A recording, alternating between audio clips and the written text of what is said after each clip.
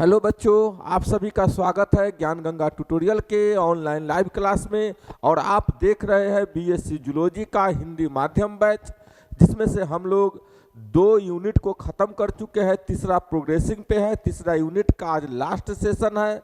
आप नाम से देख रहे होंगे यूनिट 3 सिलेंट्रेटा है। पार्ट 3 वीडियो आज लास्ट वीडियो है, जिसके अंतर्गत हम पढ़ेंगे आज 2 जीवों के बारे में, जो आप स्क्रीन पे तस्वीर भी देख रहे हैं। पहला जीव आप है ऑरेलिया और दूसरी जो फोटो देख रहे हैं सी एनेमोनी। तो आज यही 2 जीवों के बारे में, इसका वर्गीकरण, इसकी विशेषताओं को देखेंगे तो हमारा सिलेंट्रेटा का पार्ट 3 कंप्लीट हो जाएगा। अब बचेंगे केवल 2 यूनिट, एक प्लेटीहेल्मिन्थेस और एक स्केलेमेंथेस। इसी के साथ सेमेस्टर 1 का पूरा सिलेबस हमारा कंप्लीट हो जाएगा। और मुझे पूरी आशा है कि जो आने वाली परीक्षा है सेमेस्टर 1 का टर्म एंड फाइनल एग्जाम है, उसमें सारे प्रश्न लगभग हमारे इस वीडियो से रहेंगे, हमारे नोट से रहेंगे। सबसे पहले इस तस्वीर को देखें, इसके बारे में कुछ हम लोग समझ ले। यहाँ पे यह तस्वीर जो है यह तस्वीर ऑरेलिया का है। और इस ऑरेलिया की तस्वीर को आप देख रहे हैं, जिसको हम जेली फिश भी कहते हैं। जेली फिश जो है एक छतरी की, छाते की जैसी इसकी संरचना है। अब छाते की जैसी संरचना को हम लोगों ने मेडूसा बोला था। कल के वीडियो में आप देखे होइएगा, जिसमें मेडूसा और पॉलिप 2 प्रकार थे। बेलनाकार सिलेंडर जैसी रचना है, जिसको हम लोग पॉलिप बोले थे, और छतरी आकार की रचना को मेडूसा बोले थे। तो ऑरेलिया की आकृति जो है मेडूसा की जैसी होती है। अब मेडूसा में जैसे हम लोगों ने पढ़ा था कि इसमें एक उत्तल भाग होते हैं और एक अवतल भाग होते हैं। उत्तल भाग को एक अम्ब्रेलर सरफेस कहते हैं, अवतल भाग को सब अम्ब्रेलर सरफेस कहते हैं। ये 2 चीज समझ रहे हैं। इसके नीचे देखिए 4 गो पोडिया जैसा लंबा लहराता हुआ पैर जैसी रचना है, जिसको हम ओरल आर्म कहते हैं। अब इसके एक एक संरचनाओं की और इसकी विशेषताओं को हम लाइन बाय लाइन देखेंगे। और मुझे आशा है कि जो नोट्स में आपको हमने जो नोट्स दिया है, उस नोट्स की सारे लाइन है, सभी को आप अच्छे तरीके से समझोगे। सबसे पहले हम जाने कि यह ऑरेलिया या जेली फिश रहता कहाँ है, स्वभाव कैसा है इसका। तो यह गर्म जल के समुद्रों के तट के साथ साथ मिलता है। यह कहाँ मिलेगा, तो वैसे समुद्र जिसके जल जो है गर्म होते हैं, उसके तट के साथ साथ किनारे पे मिलते हैं। इसका शरीर जेली के सदृश होने के कारण इसे जेली फिश भी कहते हैं। यानी इसकी शरीर किसके जैसी है, तो जेली के जैसी है, इसलिए इसका नाम हम जेली फिश भी कहते हैं। यह एकल या समूह में जल की सतह पर उतरता रहता है। अब देखिए, यह या तो अकेले भी रह सकता है या कॉलोनी बनाकर समूह में जल की सतह पर उतरते रहता है, का मतलब कि उपलाता रहता है। इसको समझ गए होंगे स्वभाव और इसका आवास क्या है। अब नेक्स्ट टॉपिक में देखेंगे इसकी संरचना को पढ़िएगा। संरचना के बारे में समझेंगे। सबसे पहला पॉइंट, छत्राकार शरीर का किनारा गोल किंतु कटा फटा होता है। अब आप इस तस्वीर को देखिएगा, इसके शरीर जो है छाता आकार है, इसका किनारा जो है गोल लेकिन कटा फटा है। देखिए यहाँ पे क्या है, कटा फटा दिखाई दे रहा है आपको। दूसरा पॉइंट देखेंगे, इसमें 8 गड्ढे होते हैं जो बराबर दूरी पर स्थित होते हैं और छाते की सतह को 8 समान पिंडकों में बांट देते हैं। अब जैसे छाता में कमानी देखे थे, उसमें जैसे गोल गोल गड्ढा दिखाई देता है, ठीक इसी प्रकार देखिए इसमें 4 आपको 1 2 3 और एक 4, ठीक इसके पीछे से भी रहे होंगे 1 2 3 और एक 4। यानी इसके एक सब अम्ब्रेलर सरफेस में 8 गड्ढे समान पाए जाते हैं, जो इसके पूरे शरीर को 8 पिंडकों में बांट देते हैं। देख रहे हैं, इसके 8 पिंडक में बांट देंगे, गड्ढे दिखाई दे रहे हैं। तीसरा पॉइंट देखेंगे कि प्रत्येक गड्ढे में संवेदी अंग स्थित होता है, जो टेंटिकुलोसिस्ट या रोपेलियम कहलाता है। अब देखिए इसके गड्ढे में इसके संवेदी अंग है, देखिए हरा हरा आपको आकृति छोटी छोटी दिखाई दे रही होगी वाली, यही इसका टेंटाक्यूलोसिस्ट है, जिसको टेंटिकल्स यहाँ पे लिखा हुआ है। तो वह कोशिका है टेंटाक्यूलोसिस्ट, जिसको रोपेलियम भी कहते हैं। देखिए यहाँ से यहाँ पे नाम लिखेंगे टेंटाक्यूलोसिस्ट या रोपेलियम। तो प्रत्येक गड्ढा में लटका हुआ है टेंटाक्यूलोसिस्ट या रोपेलियम। इसके ऊपर अगला पॉइंट देखेंगे, इसके ऊपर दो मुलायम मार्जिनल लपेटे होते हैं जो इसकी रक्षा करते हैं। अब इसके ऊपर में जैसे देखिए ये टेंटिकल्स लटके हुए हैं, ये टेंटाक्यूलोसिस्ट लटके हुए हैं, ठीक इसके ऊपर दो मार्जिनल लपेटे, देखिए दो मार्जिनल लपेटे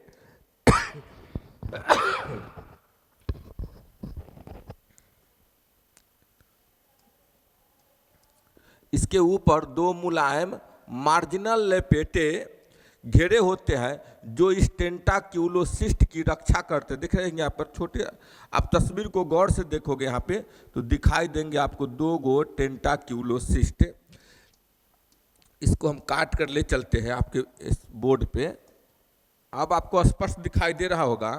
इसमें लटका हुआ जो है ये दो आकृति आपको दिखाई दे रही होगी, यह कहलाएगा टेंटाक्यूलोसिस्ट टेंटिकल्स। और इसमें देखेंगे दो ऊपर में धागे की तरह रचना है, देखिए दो, एक और एक दो, यहाँ पे एक और एक दो आपको दिखाई दे रहे होंगे। इसी को बोलते हैं मार्जिनल लपेटे, जो इसको चारों तरफ से रक्षा करती है। तो यह लपेटे आपको समझ में आ गया होगा, मार्जिनल लपेटे। अब नेक्स्ट पॉइंट को हम देखेंगे इसमें कि प्रत्येक दो गड्ढों के बीच अम्ब्रेला का किनारा खोखले स्पर्शकों की एक पंक्ति से ढका होता है। अब देखिए प्रत्येक दो गड्ढों के बीच, यहाँ देखिए प्रत्येक दो गड्ढों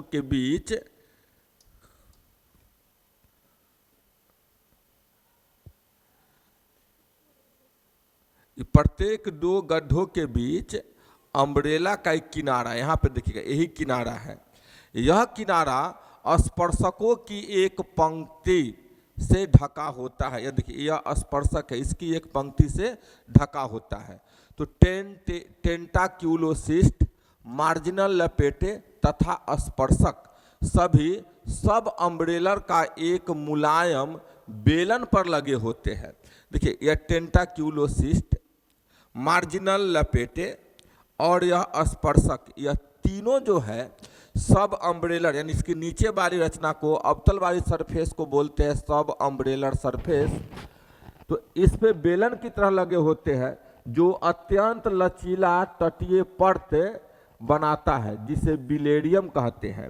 अब यह तीनों मिलकर इसके सब अम्ब्रेलर भाग को अत्यंत लचीला परत का निर्माण करता है। इस तीनों परत के लचीले परत को हम बोलते हैं बिलेडियम। तो समझ गए बिलेडियम किसको बोलेंगे, टेंटिकल्स को, मार्जिनल लपेटे को या स्पर्शक को, सबको हम बोलते हैं बिलेडियम। अब बिलेडियम क्या करता है, इसको लचीला परत का निर्माण करता है। अब हम नेक्स्ट देखेंगे, तस्तरी के आकार की अम्ब्रेला में दो सतह होते हैं, बाहरी या ऊपरी उत्तल एक्स अम्ब्रेलर तथा भीतर की अवतल सब अम्ब्रेलर सतह कहलाती है। पहले समझा चुके थे कि इसकी दो सतह है, ऊपर वाला कहलाएगा एक्स अम्ब्रेलर और नीचे अवतल वाला कहलाएगा सब अम्ब्रेलर। नेक्स्ट में देखेंगे हम लोग कि अम्ब्रेला की सब अम्ब्रेलर सतह पर निम्न रचना पाई जाती है। अब सब अम्ब्रेलर सतह पर तीन प्रकार की रचनाएं पाई जाती है, जो एक एक रचनाओं को देखिएगा। पहला रचना है मैनुबिडियम। तो सब अम्ब्रेलर सतह के मध्य, यानी इसके सतह के एकदम बीच में, देखिए इसके बीच में मैनुबिडियम लटका रहता है, इसके बीच में मैनुबिडियम लटका रहता है, जिसके शीर्ष पर चौकोर मुख द्वार होता है, जिसके अंतिम भाग यानी शीर्ष पर इसमें बीचों बीच लटका रहेगा, जिसमें चौकोर मुख भाग होगा। अब मैनुबिडियम बहुत छोटा तथा अस्पष्ट होता है।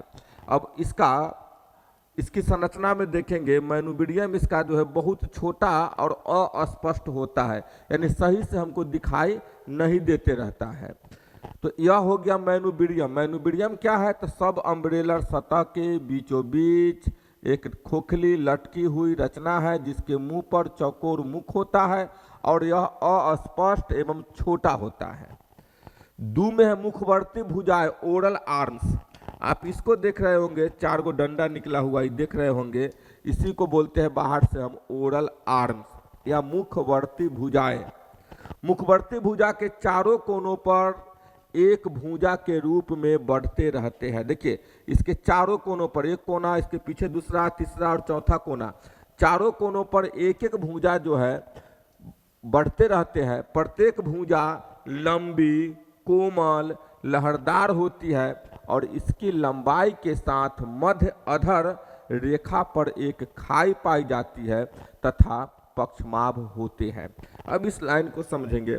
इसकी लंबाई तो बढ़ रही है, इसके बीचों बीच देखिए, इसके बीचों बीच जो है एक गड्ढा पाई जाती है, खाई पाई जाती है और इस खाई में सिलिया होता है। देखिए इस खाई में क्या है? सिलिया है, यानी पक्षमाभ होता है। तो रेखा पर एक खाई तथा पक्षमाभ होते हैं। प्रत्येक भुजा का किनारा वलित होता है, इसका किनारा जो है वलित होगा और इस पर बहुत सी दंश कोशिकाएं स्थित होती है।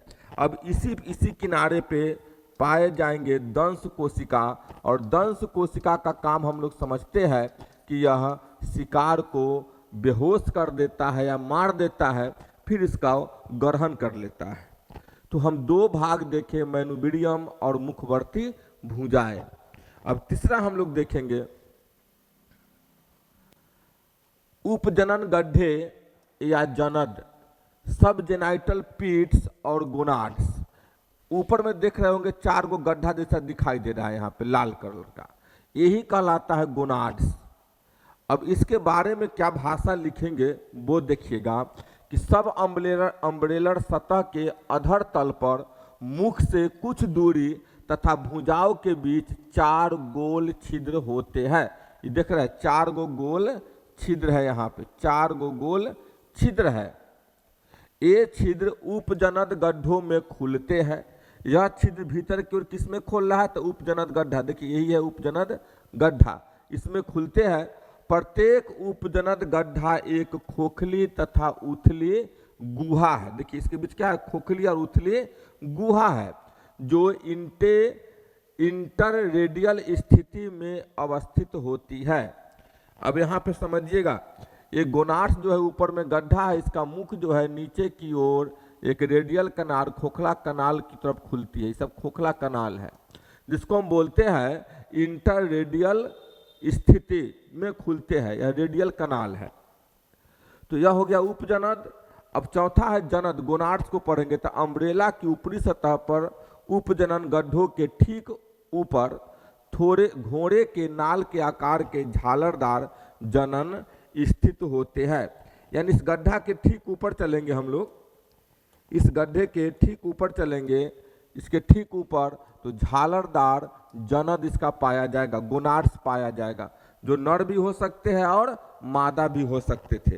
तो ये है हमारा ओरेलिया का, अभी आपने देखा ओरेलिया की समान लक्षण और उसकी संरचना के बारे में। अब हम पढ़ेंगे, इसके खत्म करने के बाद लास्ट जीव हम देखेंगे, तस्वीर आपको दिखाई दे रही होगी, यह है सी एनीमोन। इसको हम बोलते हैं सी ओनिमोन या समुद्री फौड़ भी कहते हैं इसको। तस्वीर के माध्यम से आप इसको कुछ शब्द को समझिएगा। ये तो देख रहे हैं कि बेलनाकार आकृति है और यह कहलाएगा हमारा, यह अवस्था जो है पॉलिप कहलाता है, यह इधर से उधर आ जा नहीं सकता है। इसके बीच में बहुत बड़ा गुहा आप देख रहे होंगे। इसके नीचे जो है एक समुद्र, किसी भी समुद्र के तल में पौधे हो या पत्थर हो उससे चिपकने वाला भाग होता है जिसको पेडल डिस्क कहते हैं। इस पे कॉलुमनर एस्केप्स होते हैं, देखिए कोशिका कॉलुमनर एस्केप्स होते हैं और इस बाहरी भाग को लिम्स कहते हैं। इसके ऊपरी भाग को कॉलर, देखिए यहाँ पे कॉलर है और यहाँ पे मार्जिनल टेंटिकल्स है। देखिए ये जो निकला हुआ है यह टेंटिकल्स है, मार्जिनल टेंटिकल्स है। और यहाँ पे देख रहे बहुत सारे पतले पतले रचना निकला हुआ है फर के जैसा, उसको हम कैपिटुलम बोलेंगे। इसके बीच, इसके ऊपरी भाग को देखिएगा कि डिस्क जैसी रचना है जिसको ओरल डिस्क कहेंगे, और इसके बीच में एक छिद्र होता है जिसे हम माउथ कहेंगे। तो यह फोटो को आप 1-2 बार अपने कॉपी पर बनाइएगा, क्योंकि जब भी तस्वीर रहेंगे तो क्वेश्चन पूछेंगे कि सी एनीमोन क्या है, इसके बारे में वर्णन करें। तो बिना तस्वीर बनाए हुए हम खुद से वर्णन कर ही नहीं सकते हैं। तो आप 1-2 बार इस तस्वीर को बनाइएगा, आपके दिमाग में फिट हो जाएगी। अब इसकी हम भाषा को देखेंगे। देखिए इसकी भाषा को,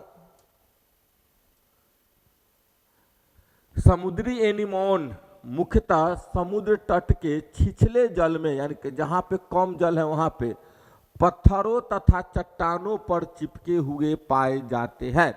यह जो पाया जाएगा यह समुद्र के छिछले स्थान पे पत्थर या चट्टानों पे चिपका हुआ रहेगा। यह जीव मुख्यतः एकाकी पॉलिप होते हैं, यानी यह जीव जब भी होगा यह अकेले की संख्या में होगा, एक गो होगा और पॉलिप होगा। पॉलिप इसकी एक संरचना का नाम है जो पिछले वीडियो में आप लोगों ने देखा होगा। क्योंकि इनके जीवन वृत्त में केवल जटिल पॉलिप अवस्था होती है, इनके जीवन चक्र में केवल और केवल पॉलिप अवस्था ही पाई जाती है।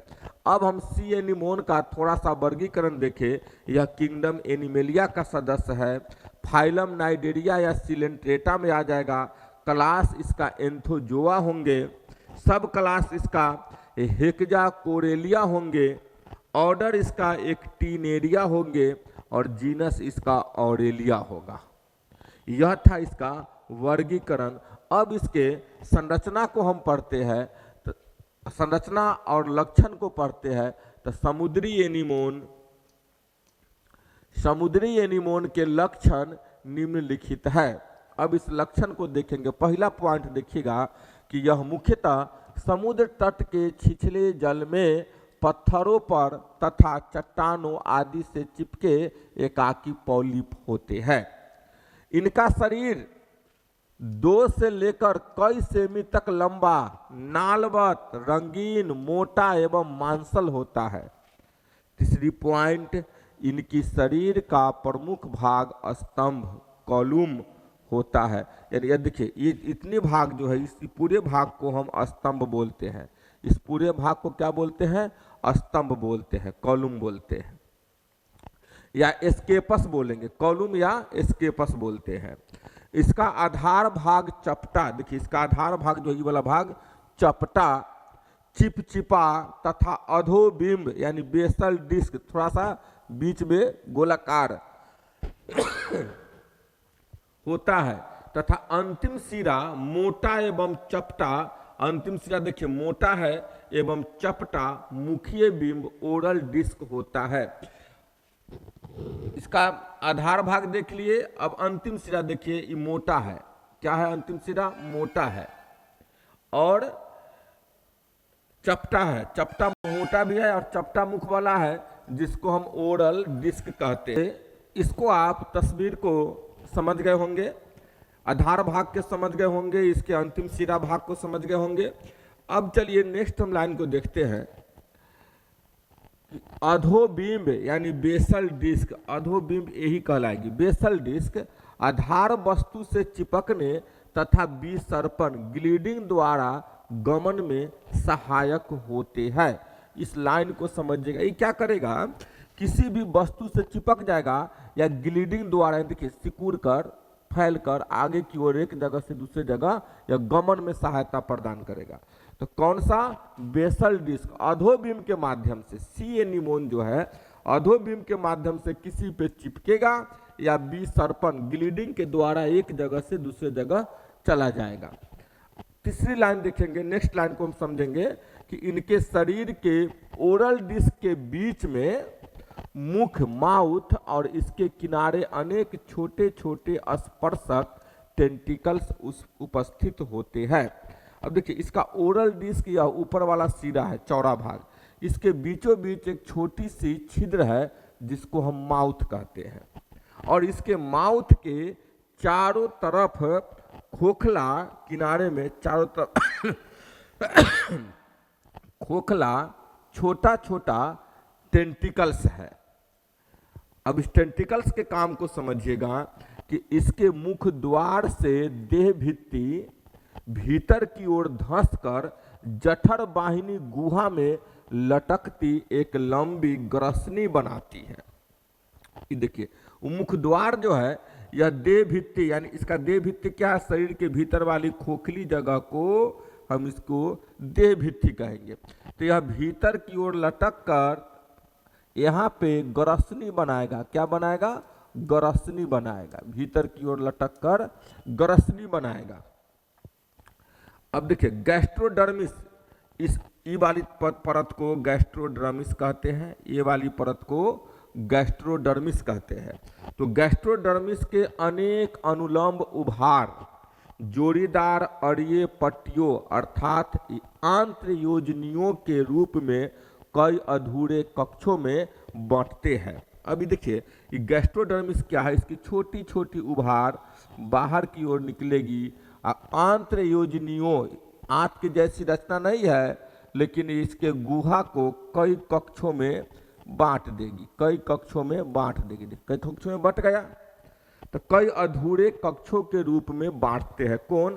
तो गैस्ट्रोडर्मिस। समझ गए होंगे यहाँ तक। आप सभी एक एक शब्द को पढ़ोगे और अपने कॉपी पे नोट करोगे ताकि अच्छे तरीके से आपको समझ में आए। मैंने अपनी पूरी ताकत झोंक दी है मेरे दोस्त आपको इस टॉपिक को समझाने में। तो आप भी, मैं आपसे आशा करता हूं कि आप भी अपनी पूरी एनर्जी के साथ इसको पढ़ोगे और अपने कॉपी पे आरेख तो जरूर बनाओगे। जैसे जैसे पॉइंट है वैसे वैसे आप फोटो बना बनाकर आरेखित करोगे तो बहुत अच्छे तरीके से आपके दिमाग में यह टॉपिक बैठ जाएंगे। आप सी एनीमोन को भूल नहीं पाओगे।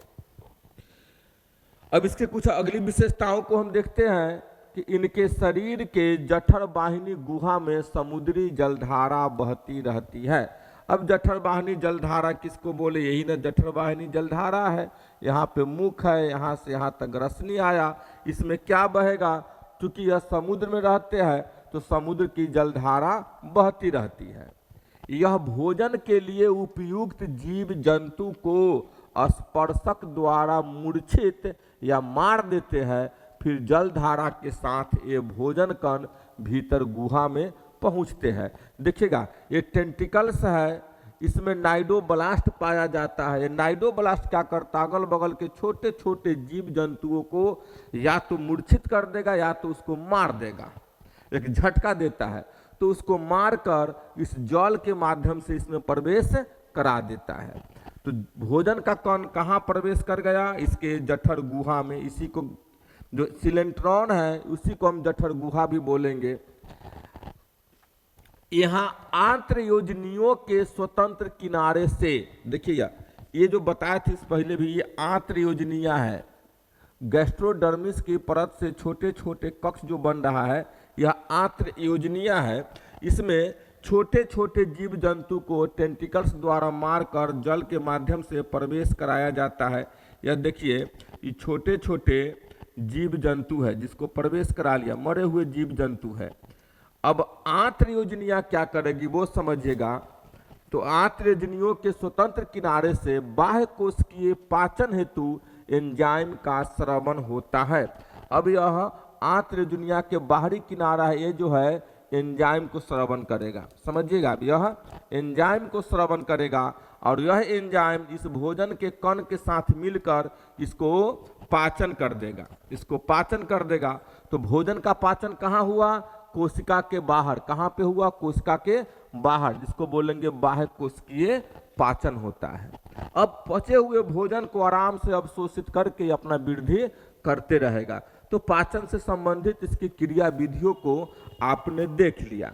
अब अगला पॉइंट हम समझेंगे कि इसमें लैंगिक एवं अलैंगिक जनन दोनों होता है। यह दोनों प्रकार से जनन करेंगे, लैंगिक और अलैंगिक।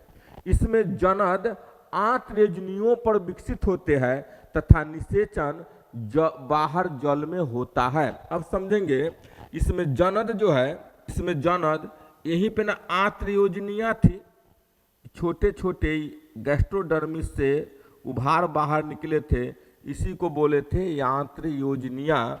अब इसमें इसी पर जनद बन जाएगा, इसी पे बन जाएगा जनद, इस पे बन जाएंगे जनद। यह जनद नर भी हो सकते हैं और मादा भी हो सकते हैं। अब इस जनद के द्वारा अंडाणु और शुक्राणु बनाया जाएगा, जो इस जल के माध्यम से बाहर निकलेगा। इसका अंडाणु और शुक्राणु कहाँ निकलेगा? बाहर निकलेगा। कौन निकलेगा? अंडाणु और शुक्राणु बाहर निकला तो निषेचन की क्रिया कहाँ होंगे? जल के बाहर होंगे, तो बाह्य निषेचन होंगे। अब आगे का वीडियो जो हमारा बनेगा वह वीडियो बनेगा प्लेटीहेल्मिन्थेस के बारे में। उसके बारे में थोड़ा सा जान जाइए आप। ये देखिए, यही चपटा कृमि है। प्लेटी मतलब चपटा, हेल्मिन्थेस मतलब कृमि, जिसके बारे में हम लोग कल के वीडियो में या नेक्स्ट क्लास के वीडियो में देखेंगे कि प्लेटीहेल्मिन्थेस का गुण क्या है। इसमें 3 सदस्य के बारे में मुख्य रूप से पढ़ेंगे, क्योंकि अधिकांशतः प्रश्न में इन्हीं 3 सदस्यों के बारे में पूछा जाता है। एक प्लानेरिया हो गया, एक लीवर फ्लूक हो गए और एक टेप वार्म हो गए। इसको दूसरा नाम टीनिया सोलियम भी कहा जाता है और इसको हेपेटिका भी कहा जाता है। तो हम इन तीनों के बारे में प्लेटीहेल्मिन्थेस में पढ़ेंगे। एक वीडियो में पूरे चैप्टर को कवर करने का प्रयास करेंगे। तो चलिए फिर हम अगले वीडियो में मिलते हैं प्लेटीहेल्मिन्थेस के साथ। अभी तक हमने 3 यूनिट को कवर किया। पहला प्रोटोजोआ, दूसरा पोरीफेरा, तीसरा सिलेंट्रेटा। याद रखिएगा, आप 11th में सिलेंट्रेटा टीनोफोरा को अलग पढ़े होंगे, लेकिन ऑनर्स में सिलेंट्रेटा और टीनोफोरा एक साथ आ जाते हैं। चौथा यूनिट हमारा हो जाएगा प्लेटीहेल्मिन्थेस और सबसे लास्ट और 5वां यूनिट हमारा एस्केल्मेंथेस होगा, जो हम इसके बाद वाले वीडियो में बताएंगे। इसी के साथ सेमेस्टर 1 का हमारा सारा का सारा सिलेबस कवर हो जाएंगे। फिर हम चलेंगे अपने आयाम के दूसरे चक्र में सेमेस्टर 2 में।